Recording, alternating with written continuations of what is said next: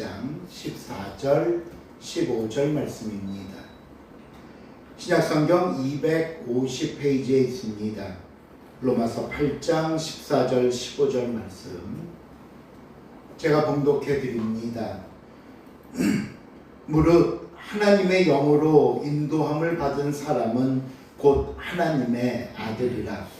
너희는 다시 무서워하는 종의 영을 받지 아니하고 양자의 영을 받았으므로 우리가 아빠 아버지라고 부르짖느니라. 아멘.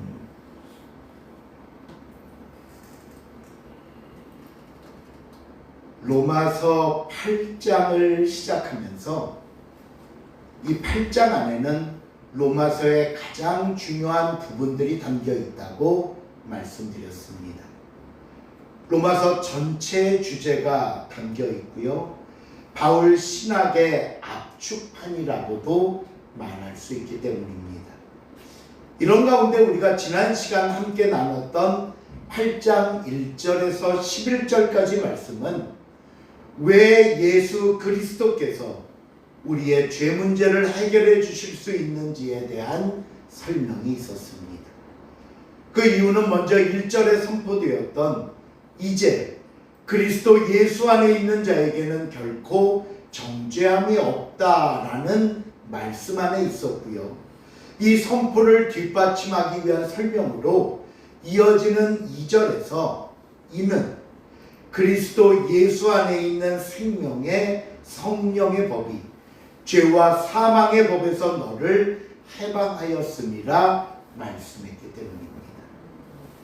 예수 그리스도 안에 생명이 있기에, 아니 예수님 자신이 곧 생명이시기에 예수님이 계신 곳에는 더 이상 죄와 사망이 존재할 수 없고 생명이신 예수 그리스도를 구주로 모시고 사는 저와 여러분이기에 우리는 죄와 사망에서 벗어난 삶을 살 수 있었던 것입니다. 그러기에 다시 한번 말씀드립니다. 우리의 죄를 비롯해 삶의 모든 문제를 해결해 주실 분은 누구라고 말씀드렸죠? 오직 예수 그리스도뿐입니다. 오늘은 두 번째 로마서 8장 안에 있는 주제로서 우리의 신분과 그 신분에 합당한 권세에 관한 설명이 나옵니다. 먼저 본문 14절 말씀을 한번 읽어볼까요? 14절 말씀 시작. 하나님의 영으로 인도함을 받는 사람은 곧 하나님의 아들이라. 이 14절을 보시면요, 하나님의 아들이라는 말씀이 나옵니다. 그동안 우리는 하나님의 아들 하면 예수님만 생각했습니다. 그런데 이 14절 본문을 다시 잘 보시면 예수님뿐만 아니라 하나님의 영으로 인도받는 사람들은 모두 하나님의 아들이 된다고 말씀합니다. 그러면서 이어지는 15절에서 이것을 더욱더 분명하게 말씀하는데 15절 한번 또 읽어봅니다. 시작. 너희는 다시 무서워하는 종의 영을 받지 아니하고 양자의 영을 받았으므로 우리가 아빠 아버지라고 부르짖느니라. 우리가 하나님을 뭐라고 부른다고요? 아빠 아버지. 여기서 먼저 아빠라는 뜻을 살펴보면요, 보통 우리도 아빠라고 부를 수 있잖아요. 그쵸? 아빠. 흔히 아버지에 대한 뭐 친숙한 호칭이나 아니면 어린아이들이 아버지를 부르는 말로 보통 우리는 아빠라고 부릅니다. 근데 오늘 이 본문에 나온 이 아빠라는 말은요, 그 원문의 단어를 우리가 방금 전에 설명했던 그런 아빠라는 의미로 번역한 게 아니에요. 그러니까 다시 말씀드리면 이 아빠라는 말이 우리말로 번역한 게 아니라고요. 그럼 뭐냐? 이 단어는 순수한 아람어 발음 그대로입니다. 아람어예요. 옛 성경에는 이것을 아바라고 번역했습니다.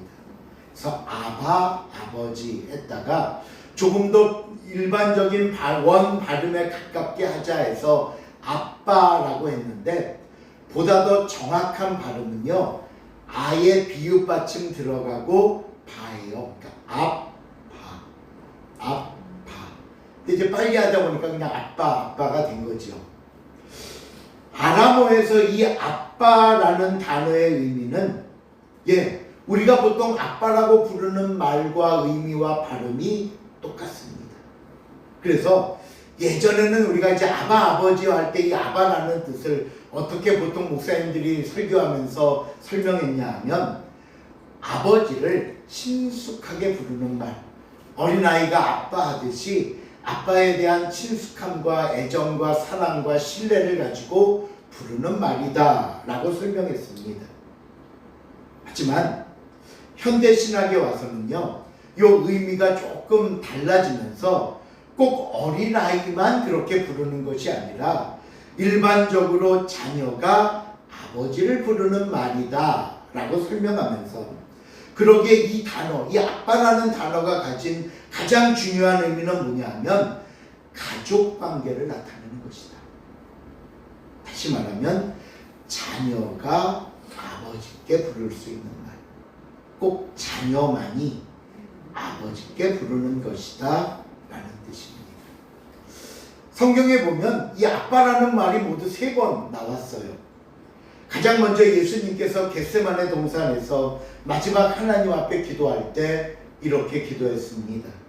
이르시되 아빠 아버지여, 아버지께서는 모든 것이 가능하오니 이 잔을 내게서 옮기시옵소서. 그리고 나머지 2번은요, 오늘 본문처럼 사도 바울의 설명 속에 이 아빠라는 말이 나왔습니다.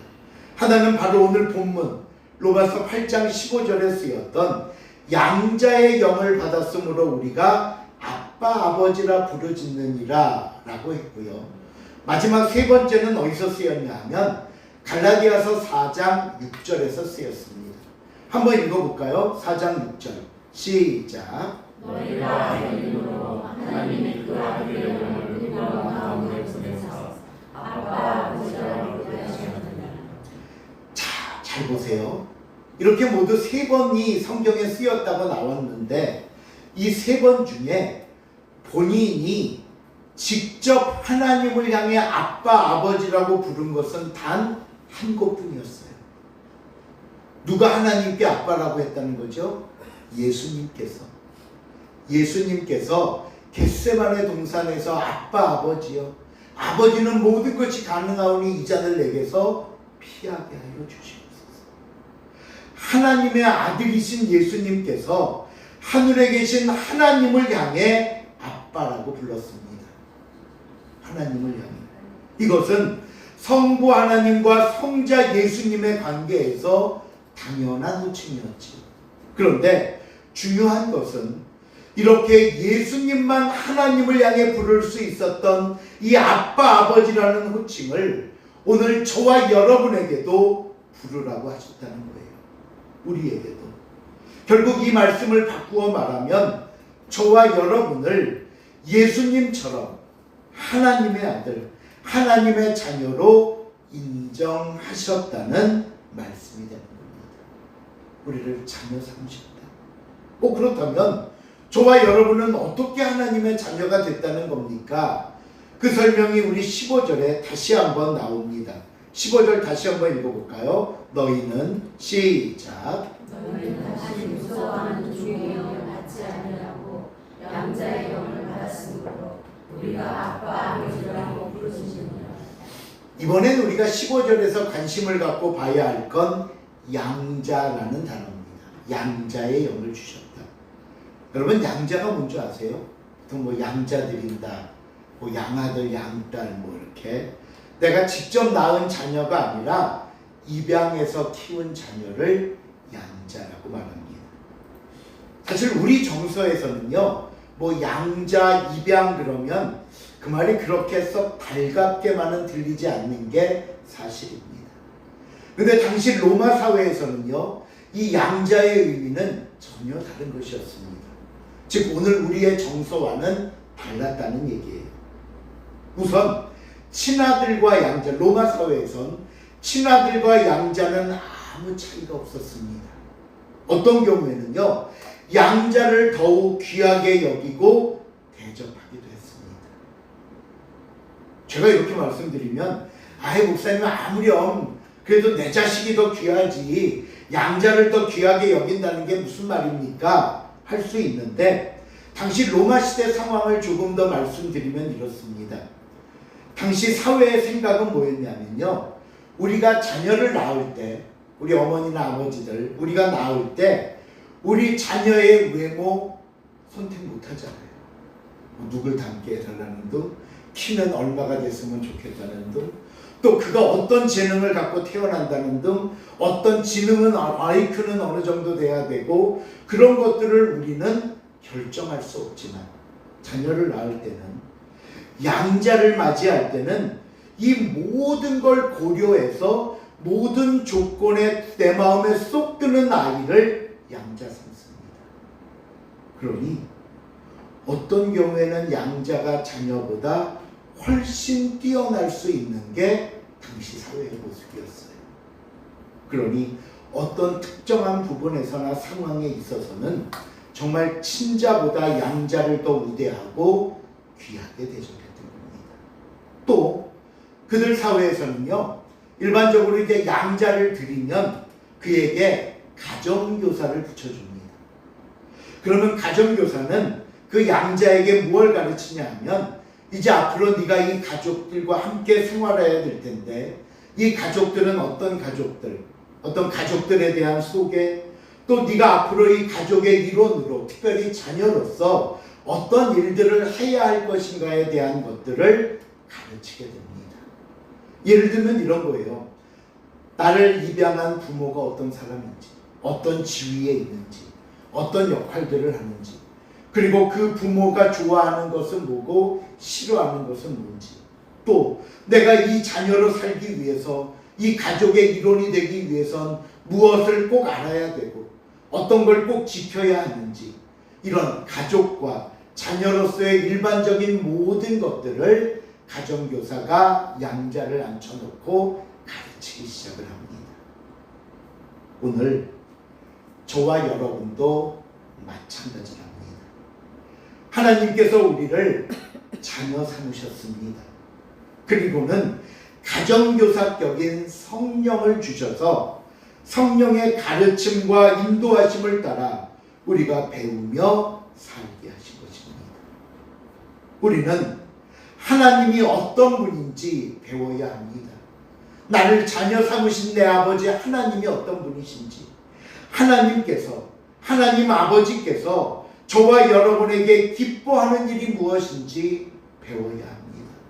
또 우리가 하나님의 자녀다움을 유지하기 위해선 무엇을 해야 하고 무엇을 하지 말아야 할지 역시 배우고 익히고 순종하며 실천해야 된다는 겁니다.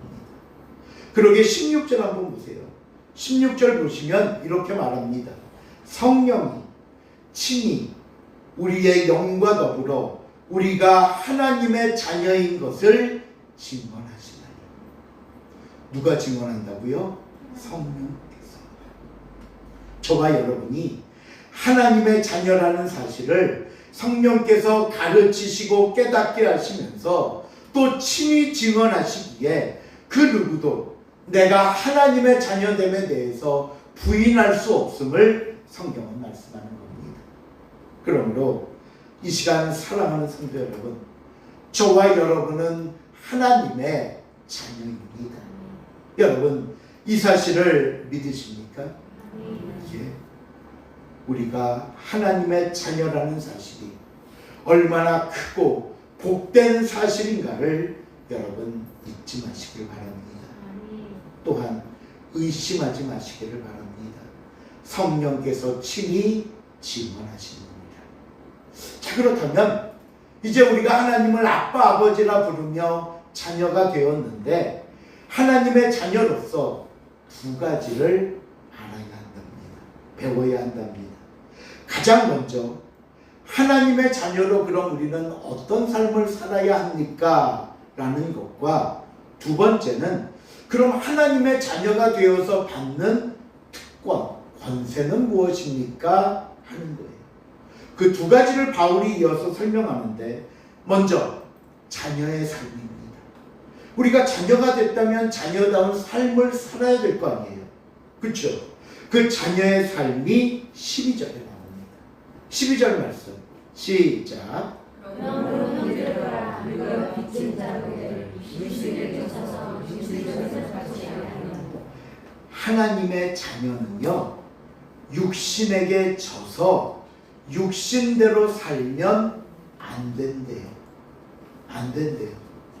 물론 우리는 모두 예수 그리스도를 알기 전에는 육신의 빚진 자가 돼요. 우리 지난번에도 살펴봤잖아요. 사망의 종노릇하며 육신의 노예로 살고 있었습니다. 또 예수님을 믿는다고 하더라도 여전히 우리의 연약한 믿음은 자꾸 세상을 향해 기웃거립니다. 예수님보다 세상에 치우쳐서는 여전히 육신의 덫과 육신의 올무에 빠져 헤어나지 못하는 삶을 살 때도 너무나 많습니다. 하지만 우리가 하나님의 자녀가 되었다면 더 이상 이런 삶은 안 된다는 겁니다. 안 된다는 거예요. 그러면 어떻게 해야 되느냐? 13절 하반절에 보니까 이렇게 말합니다. 영으로서 몸의 행실을 죽이면 살 수 있다. 영으로서 몸의 행실을 죽이면, 이 영으로서라는 말의 의미는요, 성령을 의지하고 예수 그리스도를 믿으면 살 수 있다는 거예요. 다시 말하면 그러기에 하나님의 자녀는 무엇으로 사는 삶? 성령으로 사는 삶을 살아야 한다는 겁니다. 그럼 목사님, 성령으로 산다는 건 뭐예요? 성령으로 산다는 것. 로마서 13장 14절에 그 질문에 이런 대답을 합니다. 읽어볼까요? 오직 시작. 오직 주 예수 그리스도로 믿고 성령을 위하여 육신의 일을 도모하지 말라. 우리가 성령으로 산다는 건 예수 그리스도라는 옷을 입고 사는 거예요. 그럼 예수님을 옷 입는다는 건 또 뭡니까? 한번 생각해 보세요. 오늘 우리가 입은 옷은 상대방에게 나를 나타내는 방법이 되기도 합니다. 사실 사람들은 입는 옷에 따라 어떤 마음가짐이나 행동도 바뀔 때도 많잖아요. 또 그 사람이 어떤 복장을 하고 왔냐에 따라서 대우도 달라지기도 합니다. 그러게 여러분, 예수 그리스도로 옷을 입을 때 이 말은 내가 사람들 앞에 드러내는 내 모습은 누구를 보여지는 모습이 될까요? 내가 입은 옷인 예수님을 보여지는 옷이 된다는 겁니다. 항상 내 삶, 내 말, 내 생각, 내 모든 삶을 통해 사람들은 누구를 알게 하라? 예수님을 알게 하라는 거예요. 그렇다면 생각해 보십시오. 예수 그리스도를 내 겉모습으로 삼고 항상 다른 사람들 앞에서 나는 예수라는 옷을 입었습니다, 나는 예수님이라는 옷을 입고 삽니다 라고 말하는 사람이 세상과 어울려 쉽게 죄를 질 수 있겠습니까? 내가 예수라는 옷을 입고 있는 걸 다 보고 있는데, 다들 나를 그리스도인으로 보고 알고 있는데 쉽게 그러지 못할 겁니다. 그러기에 예수 그리스도로 옷 입으라는 말씀은요, 내 모든 모습과 내 모든 삶의 모든 부분들을 온통 예수로 물들이라는 말입니다. 여러분, 저와 여러분이 속한 것이 어디이든 간에 그곳에서 나는 예수 그리스도의 사람이라는 사실을 숨기지 마시길 바랍니다. 나는 그리스도인입니다. 물론 때로는 이 이름 때문에 손해보더라도 내가 누구인지 분명히 밝히십시오. 이것이 우리가 세상에서 하나님의 자녀로 살 수 있는, 그리고 영으로 살며 성령으로 사는 삶의 모습이 되는 겁니다. 예수 그리스도로 옷 입고 성령으로 사는 것, 이것이 자녀의 삶이라고 말씀합니다. 두 번째, 우리가 배워야 할 것은 하나님의 자녀가 갖는 특권입니다. 자, 자녀가 됐으면 이제 어떤 특권이 주어져야 될 거 아니에요. 오늘 본문은 그 특권에 대해서 두 가지를 말씀하는데요. 첫 번째는 상속에 관한 특권입니다. 본문 17절 상반절에 보니까 이렇게 나옵니다. 자녀이면 또한 상속자, 곧 하나님의 상속자요 그리스도와 함께한 상속자이니라고 말합니다. 우리가 아버지께 받을 상속이 있다는 거예요. 자녀로서 그 상속에 우리도 포함됐다는 겁니다.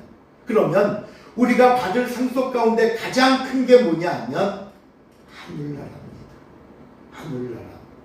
우리 아빠가 계신, 그리고 우리 아버지가 왕으로 계신 그곳에서 우리는 예수 그리스도와 함께 왕노릇하리라 말씀하셨습니다.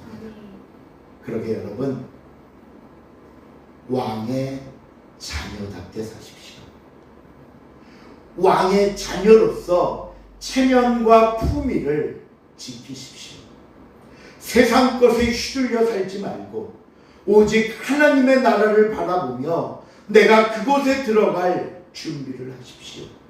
이것이 하나님의 자녀로 사는 것이고 이것이 우리에게 허락된 가장 중요한 특권이 되는 것입니다. 하늘나라에 갈 것이고 그 나라에서 왕이신 아버지를 따라 왕으로 될 것이다. 두 번째, 우리가 하나님의 자녀로서 누릴 수 있는 특권은 고난입니다. 본문 17절 하반절에 보니까 이렇게 말합니다. 같이 읽어볼까요? 우리가 시작. 우리가 그와 함께 영광을 받기 위하여 고난과 함께 받아야 할 것이며. 앞에서 그래도 뭐 천국 얘기하고 하나님의 자녀 얘기했고 뭐 특권 얘기하고 왕노릇 막 이런 얘기가 나올 때는 그래도 좋았는데 갑자기 고난 그러니까 마음이 무겁고 머리가 복잡해지십니까? 하지만 여러분 염려하지 마십시오. 걱정하지 마세요. 아무렴 우리 아버지 하나님께서 나를 실패로 몰아놓고 깊은 아픔과 절망에 빠뜨리려고 고난 주시겠습니까? 사랑하는 아버지가 하나님이 주시는 고난이라면 그 고난에는 뭐가 있다? 뜻이 있습니다. 믿으십니까? 예. 그 고난은 저와 여러분을 위한 고난이기도 합니다. 그 고난마저도 자녀인 우리에게 주시는 특권이라고 말씀하지 않습니까? 그러면 어떻게 고난이 특권인데요? 솔직히 좀 이상합니다. 이해가 안 될 수 있어요. 고난이 특권인 이유는 다음 시간에 살펴보도록 하겠습니다. 예, 말씀을 맺습니다. 오늘 성경은 저와 여러분에게 분명하게 말씀했습니다. 너희는 누구의 자녀다? 하나님의 자녀다. 하나님을 향해 아빠, 아버지라고 부르게 하셨습니다. 예수 그리스도와 더불어 왕노릇할 자라고 말씀하셨습니다. 바로 이 영광된 존재가 누구? 나. 저와 여러분이라는 사실을 우리가 다시 한번 깨닫고 언제 어디서나 왕의 자녀로서의 지위와 신분을 잃지 않고 합당한 삶을 사는 복되고 귀한 삶이 될 수 있기를 주님의 이름으로 축원을 드립니다. 기도하시겠습니다. 하나님 아버지 감사합니다. 감히 우리에게 하나님을 아빠 아버지라 부르게 하셨고 왕의 자녀로 천국을 허락하시며 이 땅에서도 그 자녀로서의 복된 삶을 누리게 하심을 감사를 드립니다.